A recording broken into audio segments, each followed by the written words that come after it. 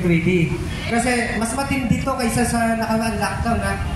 Mas matindi to. Kung yung nakaraan lockdown, pwede pa tayong tumanggi. Yun nga lang, gigipitin nila tayo.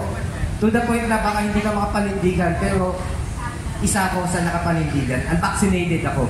Tatanggalin ako sa Grab kasi ayaw ko magpapakuna. Sabi ko, meron tayong batas, Republic 11525, kapipirma lang ng ating Pangulo. Pinakita ko sa kanila.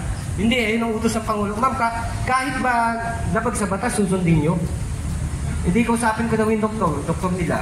Kinausap ko yung doktor nila, hinahanapan ko ng safety data ng bakuna. Kasi sabi nyo, safe and effective eh. Pakita nyo sa akin yung data na safety yan, yung safety data. Wala. Paano magkakaroon ng safety data? Experimental pa lang. Saan nyo kukunin yung safety data nyo? Wala pang safety data yan, wala pa nga kayong binabakunahan. Hindi sila makakuha ng safety data. So, yung experimental, i-define nyo sa dictionary, salitang experimental, di ba walang kasiguraduhan? Sabi ko, hindi namin kailangan maging doktor para malaman namin na niloloko nyo lang kami. Hindi ako tinanggal. Magbigay na lang ako ng every 2 weeks na ang PCR test sa nila. Hindi ko na in-open yung sinabi ni Dr. Mulin. Kasi nung panahon na yun, hindi ko pa alam yung kay Dr. Mulin eh. Siya yung umimbento ng RT-PCR test.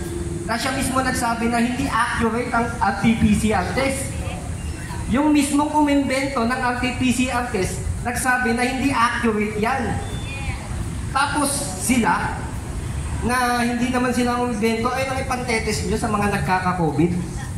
Sila yung conspiracy theory. Tapos yun, hindi ako nagbigay ng RT-PCR, hindi naman ako tinanggal. Yun, kaya ako dito para sabihin sa inyo na lalaban ako kung sakaling mapirmahan man yan pandemic treaty na yan. Ang daming hindi pumirma, na bansa ngayon. Inihiring ngayon, pinag-uusapan dyan sa loob. Congress, sinabi ni, ano mga bansa ang hindi pumirma? UK.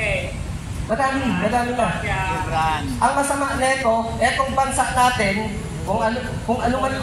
kung ano man tawag dito sa bansa natin, abay number 1 na supporter ng World Pandemic Treaty, nakakahiya. Ikinahihiya ko maging Pilipino sa totoo lang. Ikinahihiya ko. Saka, bago ko magtapos, bibitawan ko sa inyo yung isang salita na tinuran ng ating bayaning si Juan Luna.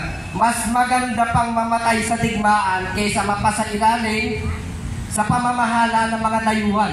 Yung World Pandemic Treaty, WHO.